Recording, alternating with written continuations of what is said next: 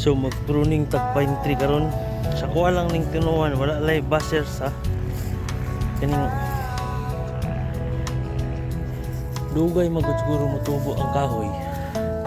Ang dagan kay ang dominant nga sanga. Rianyo.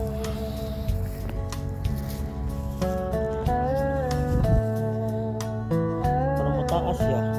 Imo siyang putlan di sa ubos. Di lang nimo lukupon kay palipon mang luod. Pruning ito. Ano siyang resulta?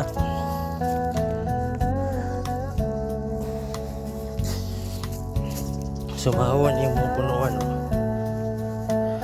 Kita yung mga trunk. Kung di nyo pruningan, mangtibaw lang ang mga dominant branches. Dugay sa matubo. Sa kuha lang ng pagtanawa. Oh, tada na tanaw no. Tanaw.